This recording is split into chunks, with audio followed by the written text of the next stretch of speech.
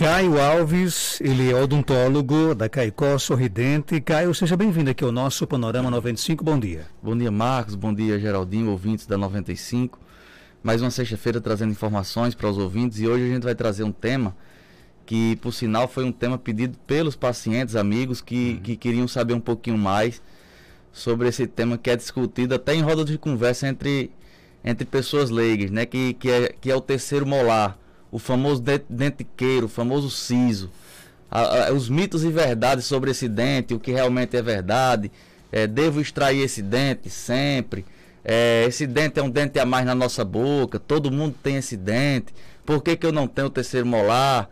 Então essas perguntas serão respondidas hoje no seu programa. Então eu vou deixar você bem à vontade para que você possa fazer a explanação, e depois a gente faz aqui e traz as perguntas dos nossos ouvintes.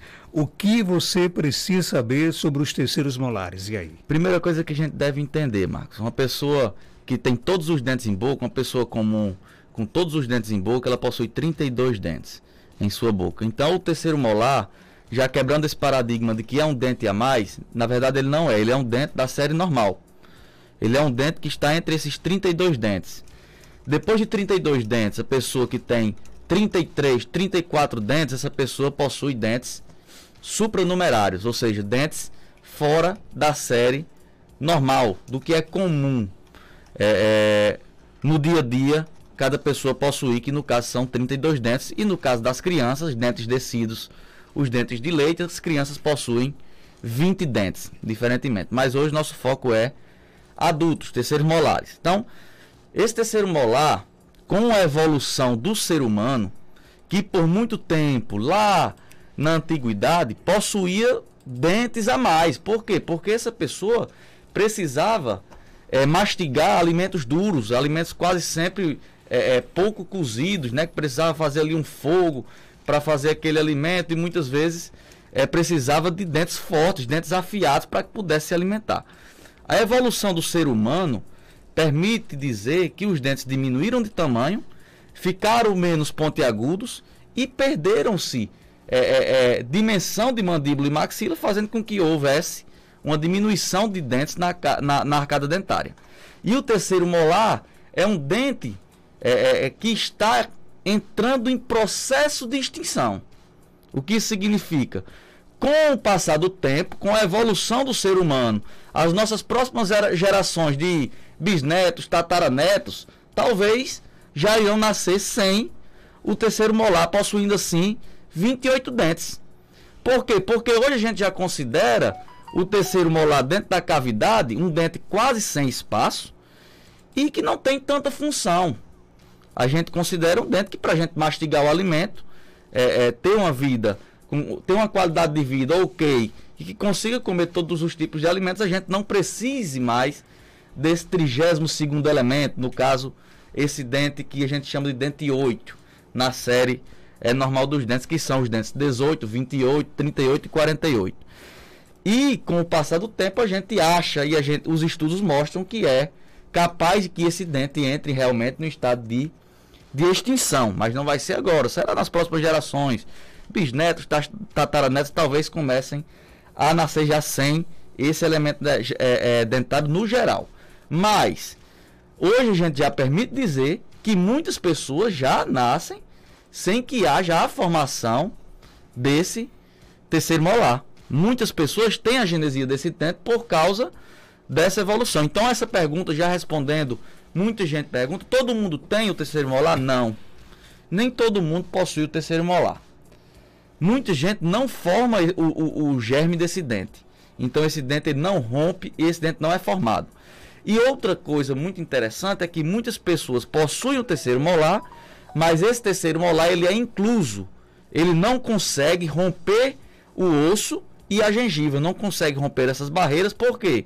Porque ele não possui espaço na arcada dentária. Então ele vem fazendo um processo de rompimento, aumentando de volume, e encontra barreiras.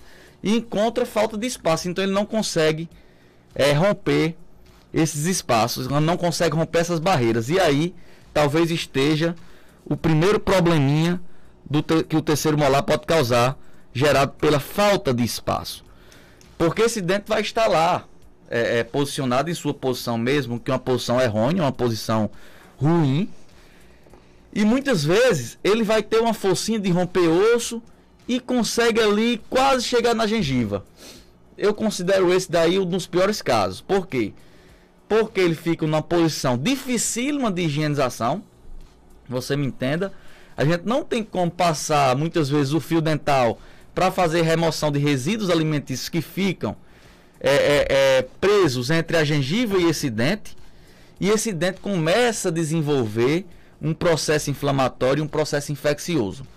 O grande problema das pessoas que a gente percebe no dia a dia é justamente o momento em que essa pessoa resolve procurar atendimento para decidir sobre a manutenção ou não do terceiro molar em boca.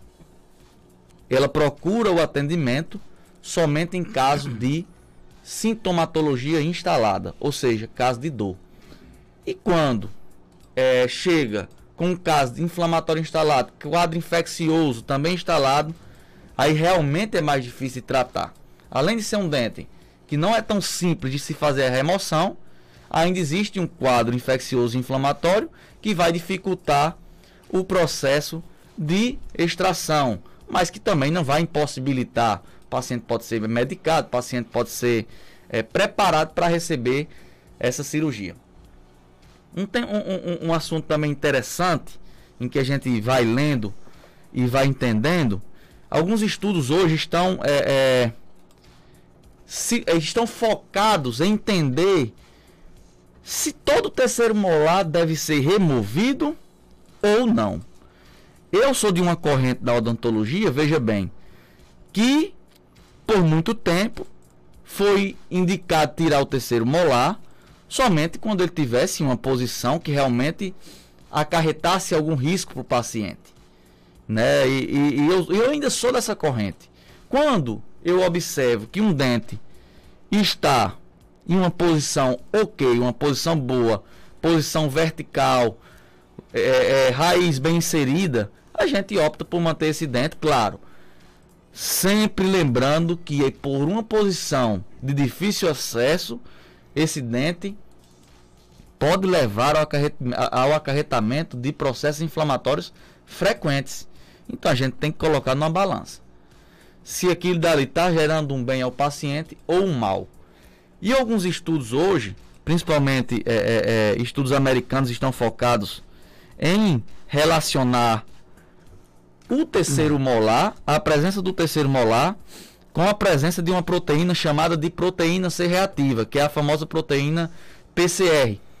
E essa proteína, quando ela está presente, proteína que é produzida no fígado, quando ela está presente no nosso organismo, muitas vezes ela está relacionada com presença de processo infeccioso ou processo inflamatório.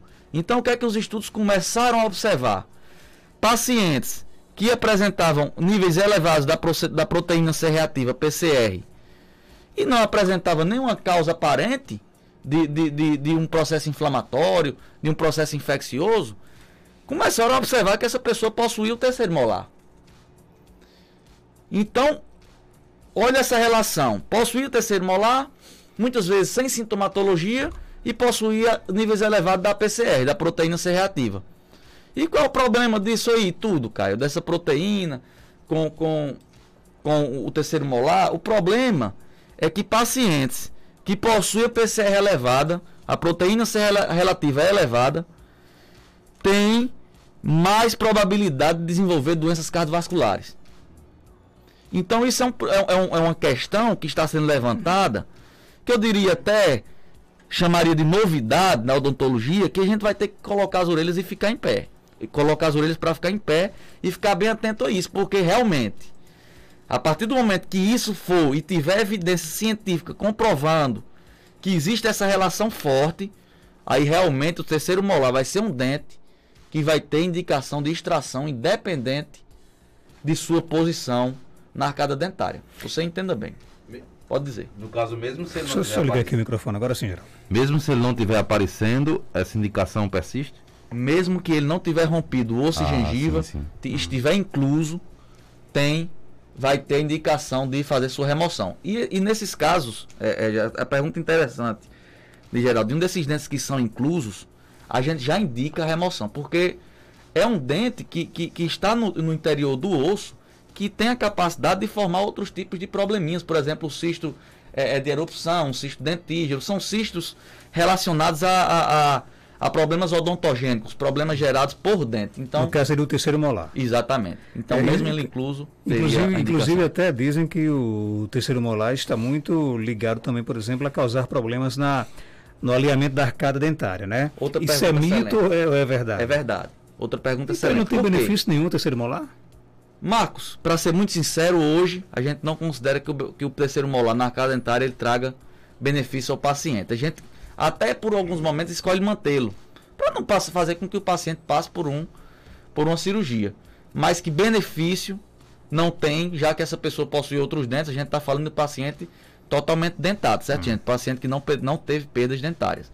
Vou até falar uma curiosidadezinha já, mas a gente está falando de pacientes dentados. Então esse paciente, ele realmente, esse terceiro molar, ele não traz benefício para esse paciente, não, às vezes até pelo contrário, por causa que dificulta a higienização dessa região.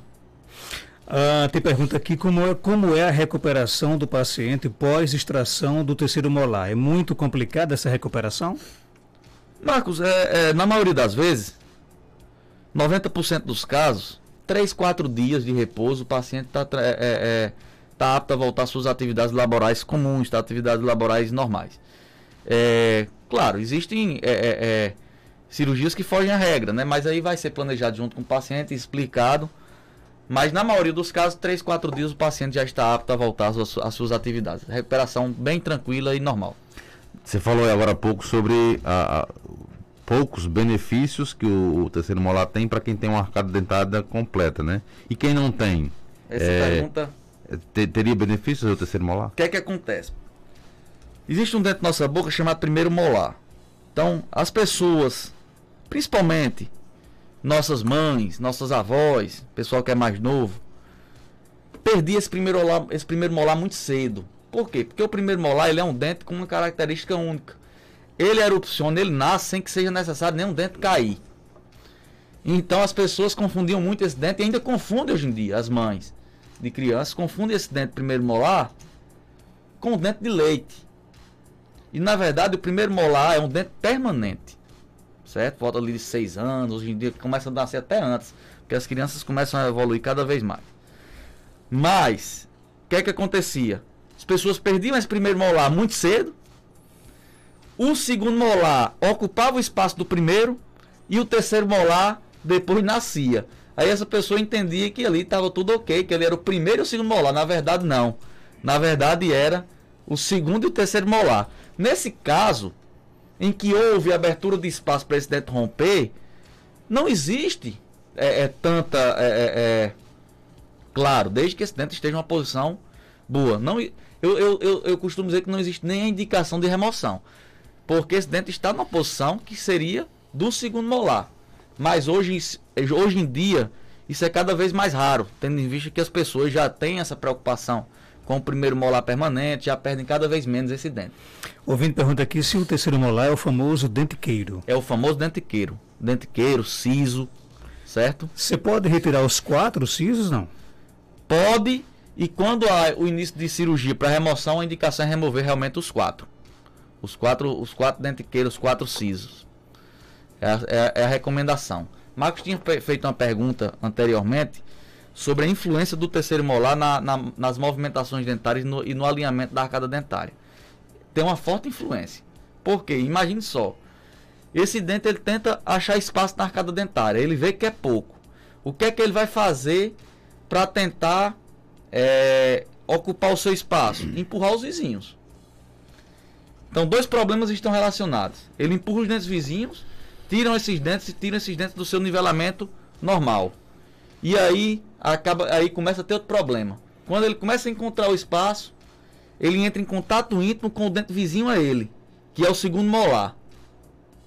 Quando ele entra em íntimo contato, pode ocorrer uma coisa muito comum: reabsorção óssea ou reabsorção radicular do segundo molar permanente. Então, muitas vezes o paciente que chega na clínica para remover o terceiro molar já perdeu também o segundo molar. Então, é um dente que ele tem características perigosas. Então, é bom analisar, fazer exames de prevenção para entender qual é o posicionamento desse dente, para que quando a gente não vier a ter um problema, já seja um problema praticamente irreversível. No caso, quando ele nasce deitado é porque não tem espaço. Tem assim? espaço, não. Não tem espaço. Quando nasce nessa posição horizontal, que a gente chama, é a pior posição que tem, por causa que aí ele vai impactar alimento e vai procurar um contato. Vai procurar e vai achar esse contato com o segundo molar e vai começar a reabsorver um dente que não tem culpa nenhuma na história. Quando é que começa a doer, no caso do terceiro molar? É exatamente quando ele não tem espaço para crescer, aí começa a inflamar? Quando não tem espaço, vamos lá. Primeiro estágio, rompimento ósseo. Segundo estágio, ele começa a romper a gengiva. A gente começa a sentir essa dor da gengiva, relacionada a esse rasgamento da gengiva. Então forma-se um capu por cima desse dente. E aí é muito comum formar um processo inflamatório que a gente chama de pericoronarite, que é a inflamação ao redor desse dente, inflamação a nível gengival e que realmente dói bastante. É a mesma coisa quando acontece com a criança. Parecido, só que é um dente muito mais robusto, então a dor é mais forte. Então pode se formar essa pericoronarite e muitas vezes tem processo infeccioso, tem presença de pus. Primeiro ponto que ele pode doer é isso, no rompimento, no nascimento. Segundo ponto, depois que ele já está rompido, já está na boca, esse dente tem total condição de ser cariado por causa da dificuldade de higienização, dificuldade de uso de fio dental e pode começar a perder estruturas minerais. Então pode ter esse tipo de problema que a gente conhece tanto, que é a cárie, e que também pode acarretar a um sintoma, que no caso seria a dor. Então, é outro caso que pode levar à sintomatologia dolorosa. Muito bem, Caio Alves, o ouvinte pergunta o seguinte: fiz a retirada de um dente queiro, só que o médico deixou um pedaço de raiz dentro, só que mais começa a inflamação ao criar um abscesso e fica doendo. Tem como retirar? Pergunta ao ouvinte. E outra coisa, os meus terminaram de nascer. Eu tinha quase 30 anos. Né? Quando ia nascer, inflamava até minha garganta. Por que isso acontece? São duas perguntas. Deixa eu só complementar essa pergunta. Por que o dente queiro ele nasce... Tem pessoas, por exemplo, com 60 anos que não nasceram, por exemplo. Porque justamente aquela questão que eu falei. Essa pessoa talvez tenha perdido o primeiro molar. E quando nasceu o dente queiro, e essa pessoa nunca percebeu. Mas também existe o caso de pessoas que não têm a formação do terceiro molar, né? Que se chama agenesia. E muita gente não nasce também, certo? Muita gente não forma esse terceiro molar. Mas o que deve ser observado é se esse dente está intraósseo, se ele está lá dentro do osso. Porque na maioria das vezes ele não nasce, a gente não vê, mas ele está lá internamente. No caso aqui da nossa ouvinte aqui, que ela disse que arrancaram o dente queiro dela, só que deixaram um pedaço de raiz e dói quando inflama. É normal isso? Não é normal. Essa raiz, se ela está doente, está inflamada, ela tem que ser estudada uma maneira de fazer sua remoção. O que é muito comum também nas cirurgias de terceiros molares, é uma técnica que existe de sepultamento das raízes. O que é isso? Quando o dente está numa posição de risco para o paciente, principalmente de interação com o nervo alveolar inferior, certo? Que é o nervo responsável por essa inervação da nossa face, principalmente aqui o terço inferior. Quando existe a relação da raiz com esse nervo e existe uma proximidade muito grande, muitas vezes opta pela remoção da coroa do dente e o sepultamento das raízes. Faz a sutura com essas raízes lá dentro. Mas isso é uma coisa que é uma técnica já, cientificamente falando, positiva, uma coisa que já tem um estudo, já tem uma garantia acerca disso. Diferentemente da gente tentar remover esse dente, não conseguir ficar um resto de raiz de uma forma aleatória, sem que a gente tenha planejado. Isso daí realmente pode causar um problema, um processo inflamatório, e tem que ser removido, estudado para remover a causa. Olha, Caio Alves, ele é odontólogo da Clínica Nova Caicó Sorridente, que está na Avenida Seridó, 384, no centro de Caicó. Telefone 998910201 ou 3421 4421. Caio, obrigado pela sua participação. Algo mais a acrescentar, pode ficar à vontade. Obrigado, Marcos. Só mais uma questão. A ouvinte perguntou uma coisa interessante da dor de garganta, quando está nascendo o terceiro molar. Está muito relacionado aos linfonodos nessa região aqui do pescoço. E quando a gente tem um processo inflamatório infeccioso, a tendência do nosso organismo é tentar debelar, tentar unir forças. E o que é que acontece? Os linfonodos, eles infartam. Eles aumentam de tamanho, aumentam de volume. Então, nessa região aqui de garganta, a gente começa a sentir essa sintomatologia, pode estar ligado a isso. Certo? Muito bem, são 7h36.